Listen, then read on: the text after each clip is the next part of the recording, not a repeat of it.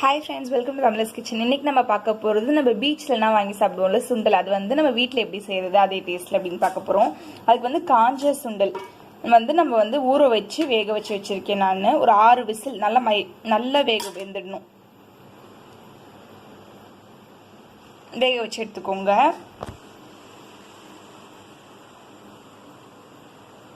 இப்போ எப்படி செய்யலான்னு பார்த்துடலாம்.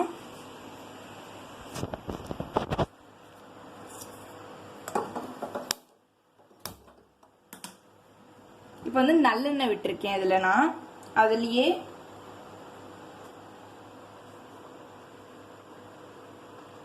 சீரகம்,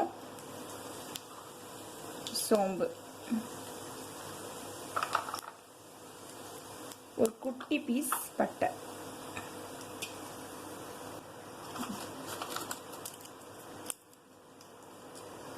அவ்வளோதான்.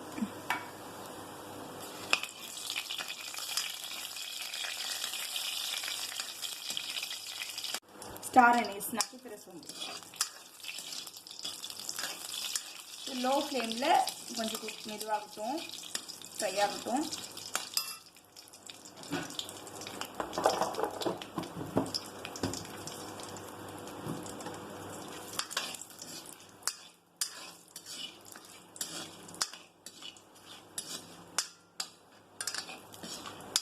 இது கூடயே நல்லா ஃபைனாக சாப் பண்ண வெங்காயம்,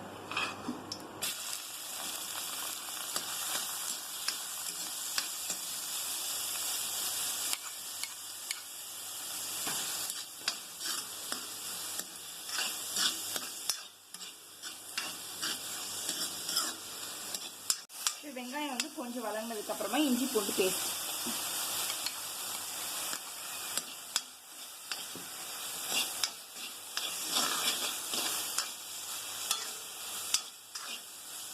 நான் ஒரு பெரிய சைஸ் வெங்காயம் எடுத்திருக்கேன். அது கூட ஒரு டேபிள் ஸ்பூன் அளவுக்கு இஞ்சி பூண்டு பேஸ்ட் எடுத்திருக்கேன்.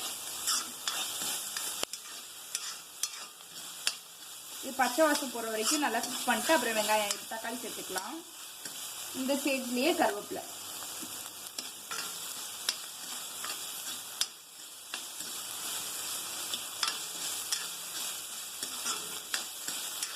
இப்போ ஃபுல்லாக பச்சை வாசம் போயிடுச்சு. இப்போ ஒரே ஒரு தக்காளி கட் பண்ணி வச்சிருக்கேன், அது போட்டுடலாம்.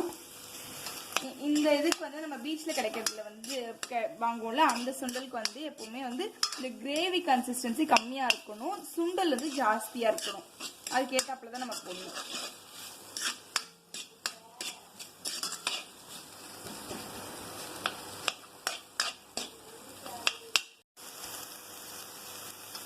நம்ம ஆல்ரெடி சுண்டல் உப்பு போட்டு தான் வேக வச்சிருக்கோம். இப்போ கிரேவிக்கு மட்டும் கொஞ்சமாக உப்பு.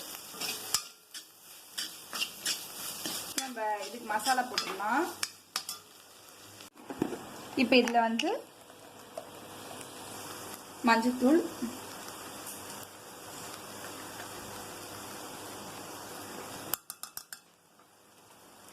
ஸ்பைஸ் நிறைய மசாலாலாம் போட்டு தேவையில்லை.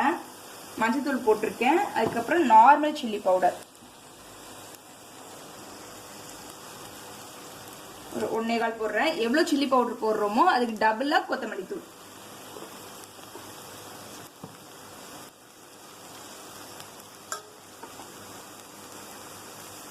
சில பேர் இதுல கரம் மசாலா சேர்ப்பாங்க. ஆனா கரம் மசாலா ஆப்ஷனல் தான். நான் கரம் மசாலா இந்த தடவை சேர்க்கல.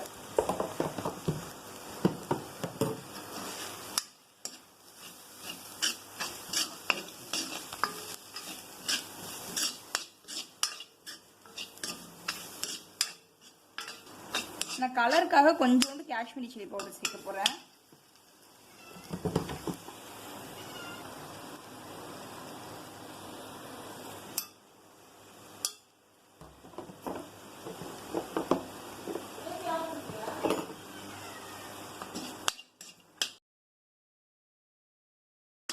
இது நம்ம ரொம்ப கிரேவி மாதிரி வச்சிடக்கூடாது. இதை இப்போ பச்சை வாசம் போகிற அளவுக்கு நல்லா வதக்கிட்டோம். இப்போ அது கூட தண்ணி ஊற்றிக்கலாம்.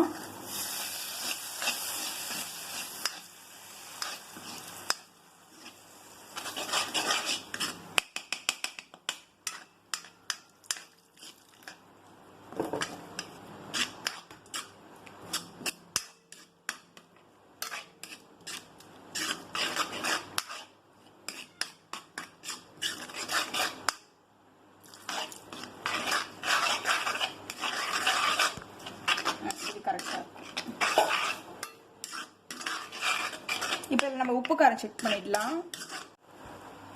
இப்போ வந்து இது வந்து 1-2 மசிச்சு விட்டுலாம்.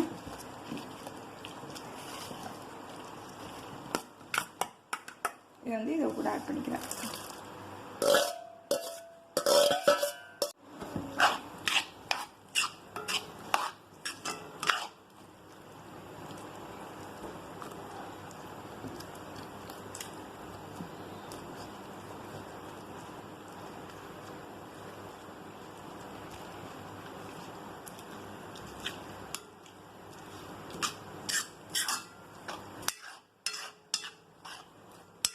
இது கொஞ்சம் திக்கார வரைக்கும் வெயிட் பண்ணுவோம்.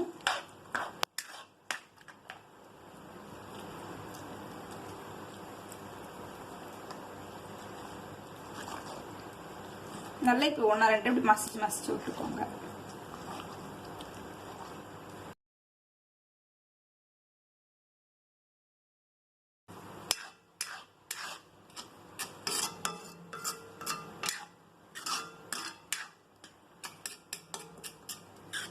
இல்லை இந்த ஜீரகமும் சோம்பு ஃப்ளேவரும் கொஞ்சம் டாமினேட் பண்ணுற மாதிரி போட்டுக்கணும். நம்ம அந்த ஃபர்ஸ்ட் ஸ்டார்டிங்கில் வந்து ஃப்ளேவர் போடும்போது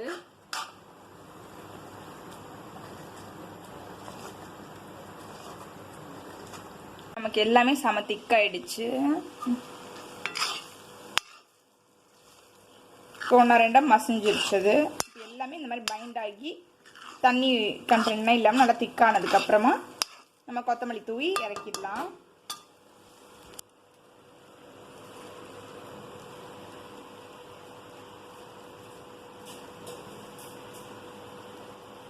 கொத்தமல்லி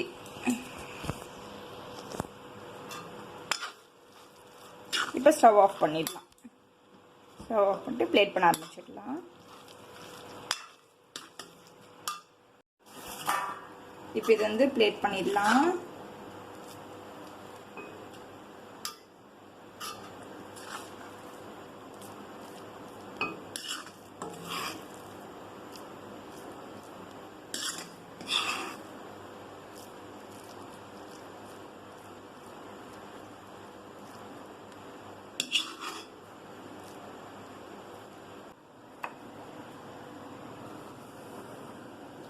இப்போ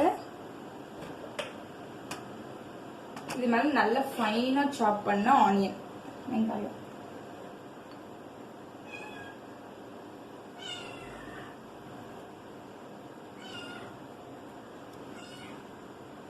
அது கூட கேரட் துருவுனது,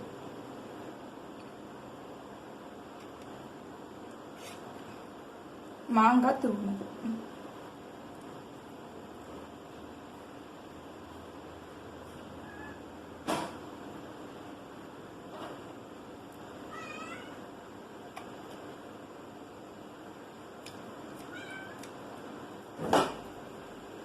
மேலே கொத்தமல்லி கார்னிஷிங்க்கு.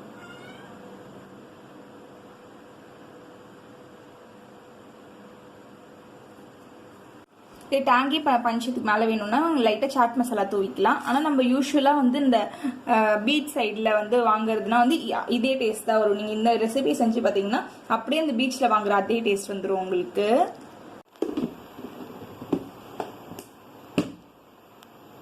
இதுலேயே வந்து இந்த கிரன்ச்சி ஃப்ளேவர் வேணும், கிரன்ச்சியாக ஏதாச்சும் இருக்கணும் அப்படின்னு நினச்சிங்கன்னா இது மேலே ஓமப்பொடி தூவிக்கலாம். அப்படி இல்லைன்னா நமக்கு இந்த சூப் மேலேனா வறுத்து போடுவோம்ல இந்த கார்ன், அது வந்து அதை கூட வறுத்து இது மேலே போடலாம் நீங்கள். அது கிரன்ச்சி டேஸ்ட் வேணும்னா. ஆனால் எக்ஸாக்டாக அப்படியே பீச்சில் கிடைக்கிற சுண்டல் இதே டேஸ்ட் தான் இருக்கும். நீங்கள் ட்ரை பண்ணி பார்த்துட்டு உங்களுக்கு எப்படி ரிசல்ட் வந்துச்சுன்னு சொல்லுங்கள்.